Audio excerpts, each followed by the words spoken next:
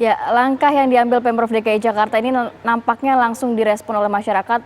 Kita melihat dari media sosial, Bayu, kemarin ternyata banyak sekali cuitan atau hashtag mengenai PSBB. Ini nampaknya masyarakat kaget ya. Semoga kagetnya ini juga tidak membuat masyarakat nantinya malah tidak menerapkan Protokol PSBB, kesehatan, ya. dalam arti masih aja ada yang lalai. Kita akan membahas lebih detail mengenai langkah Pemprov DKI Jakarta.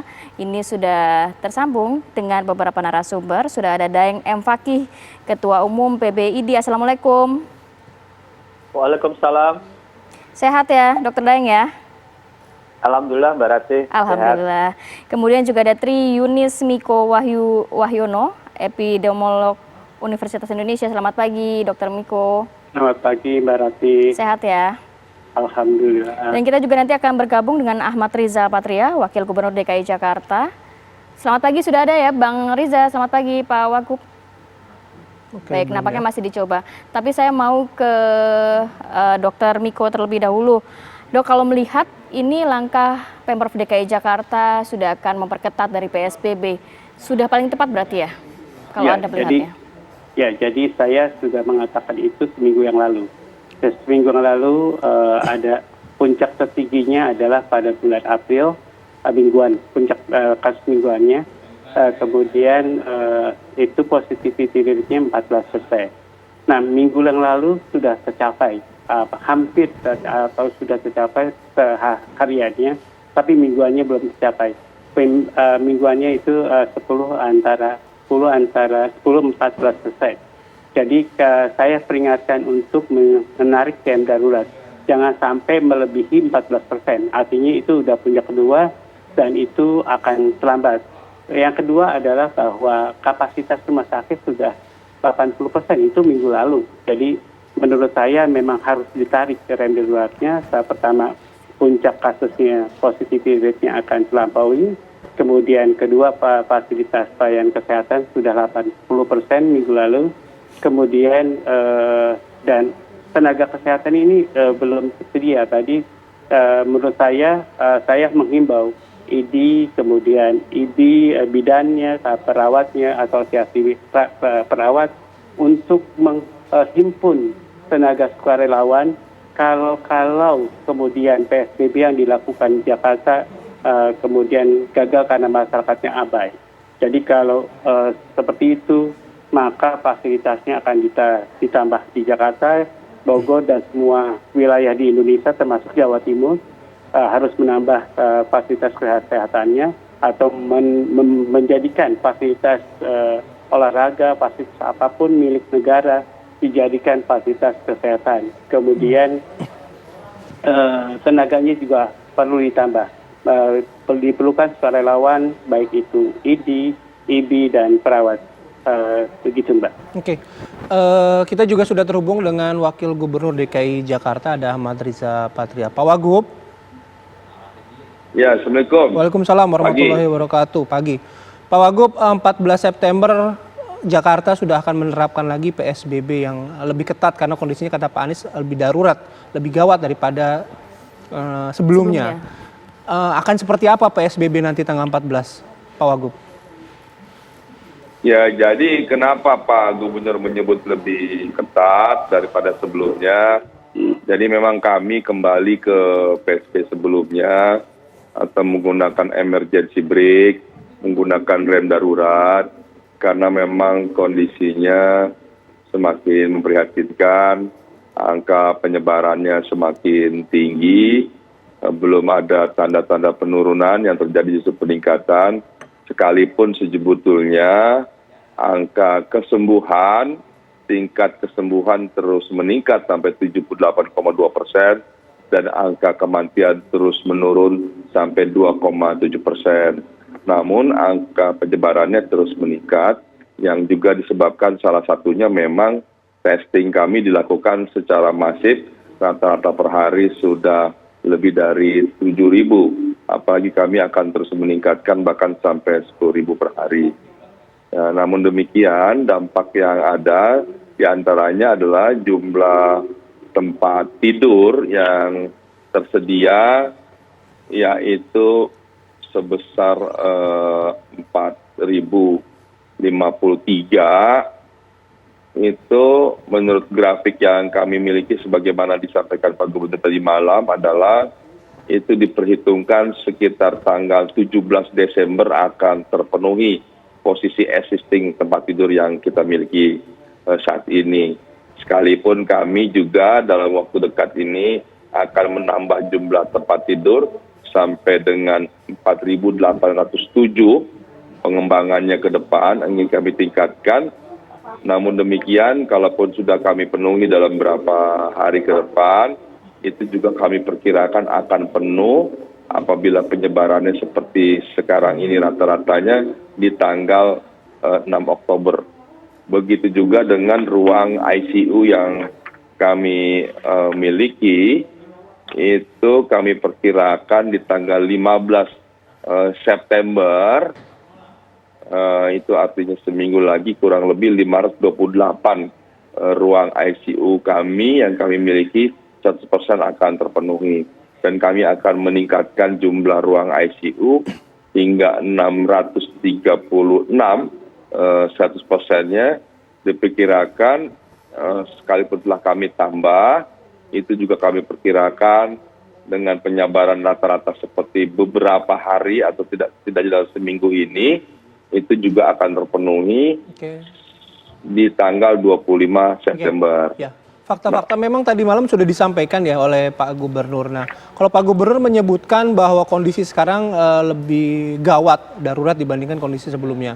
Nah, kalau diaplikasikan dalam kebijakan PSBB-nya, ada nggak yang jauh lebih ketat dibandingkan PSBB sebelumnya atau PSBB awal ketika Jakarta menerapkan itu, Pak Wagub?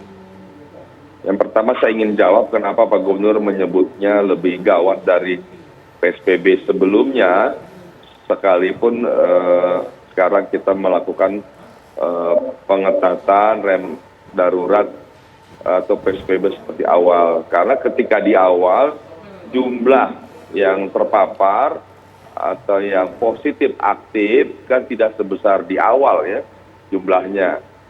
Artinya kalau dulu masih sedikit jumlah pasien positif aktif, sekarang kan jumlahnya sudah ribuan yang positif aktif. Jadi posisi sekarang tentu lebih gawat lah kira-kira atau lebih banyak. Maka potensi penyebarannya kan juga lebih besar dibandingkan ketika awal. Itu logika sederhananya.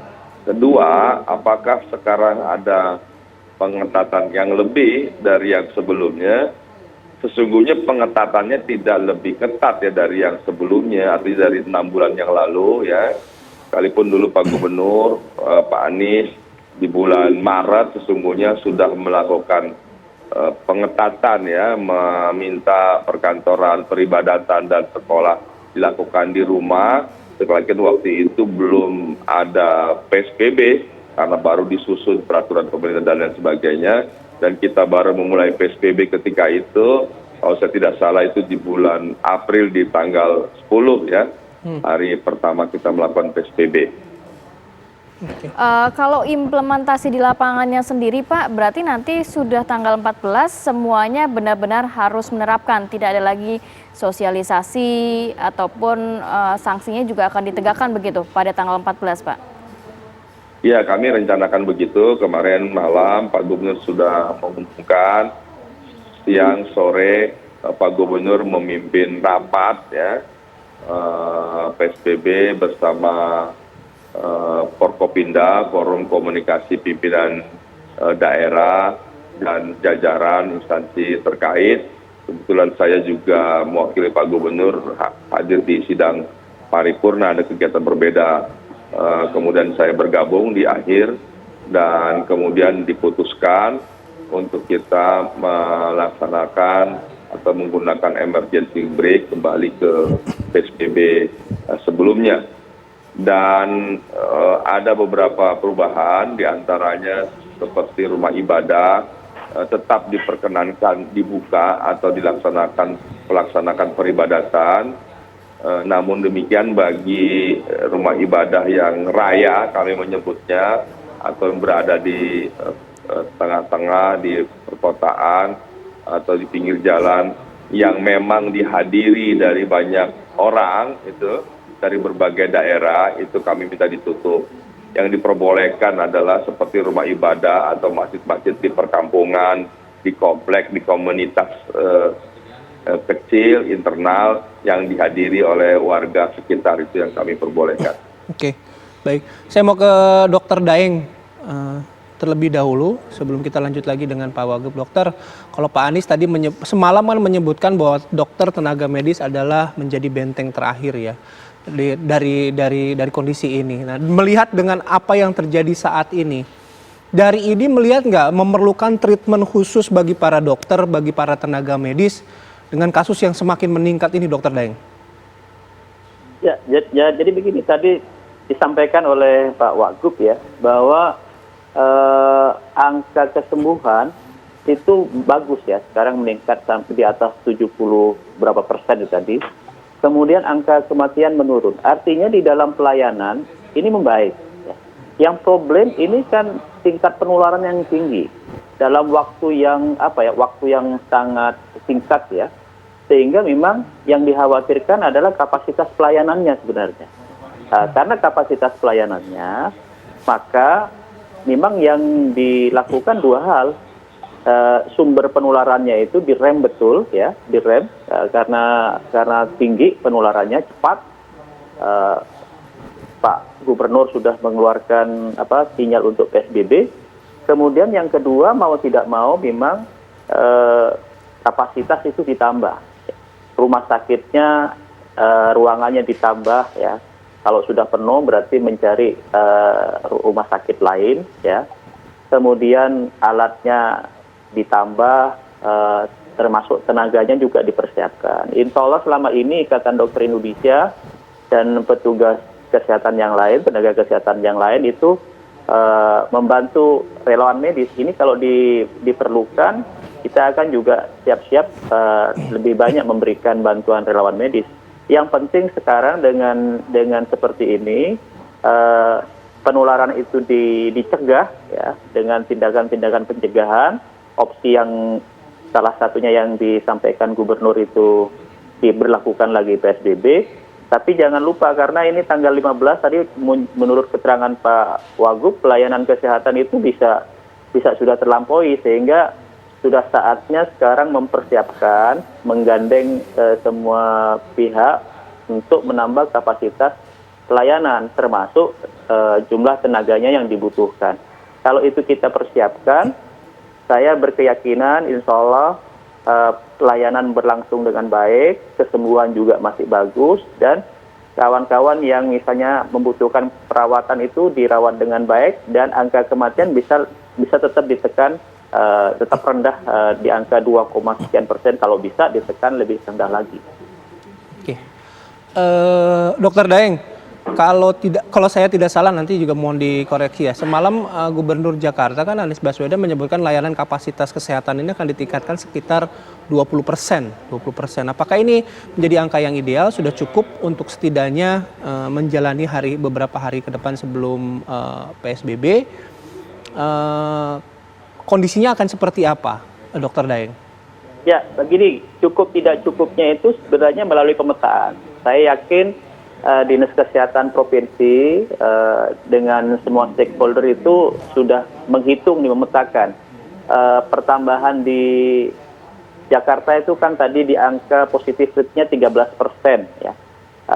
Secara jumlah itu di atas ribuan. Dari angka itu perlu diketahui begitu, yang membutuhkan perawatan di rumah sakit itu berapa persen atau berapa jumlahnya tiap hari, sehingga bisa dihitung itu pertambahan tiap hari itu yang kira-kira butuh perawatan berapa orang, dalam seminggu berapa orang total, dalam 2 minggu misalnya berapa orang. Katakanlah kita pakai skenario 2 minggu karena PSBB diberlakukan tiap 2 minggu atau mungkin 2 kali lipatnya dalam sebulan. Kalau kita tahu jumlah perkiraan yang membutuhkan perawatan, kita akan menyiapkan tambahan fasilitas sesuai dengan perkiraan dari perhitungan pertambahan kasus tadi yang perlu dirawat. Itu yang pertama.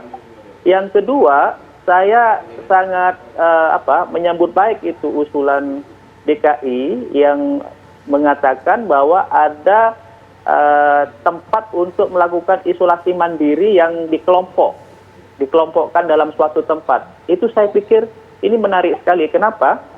Isolasi mandiri ini membutuhkan pengawasan memang, karena orang-orang yang dilakukan isolasi mandiri ini kalau tidak disiplin melakukan isolasi dirinya, dia masih jalan ke sana kemari, ya, berhubungan dengan banyak orang, itu berpotensi menular, dan ini mungkin menjadi silent killer sebagai penularan yang ini. Kalau ini dilakukan oleh pemerintah DKI, disediakan juga tempat, ya, dan tempat itu bisa terawasi dengan baik, dimonitor dengan baik, itu saya kira ini cukup baik untuk juga menghambat penularan di masyarakat. Oke, berarti memang nanti kita akan sambung lagi ke Pak Wagub dan juga Dr. Miko. Tadi ada pernyataan dari Dr. Daeng mengenai isolasi mandiri ya, karena kita tahu klaster keluarga ini sebenarnya mengkhawatirkan jangan sampai berada di rumah justru menjadi penyebaran begitu ya. Dan satu pernyataan dari Bapak Gubernur semalam, Pak Gubernur menyatakan bahwa parameter kewaspadaan memang angka kematian dan juga kasus aktif.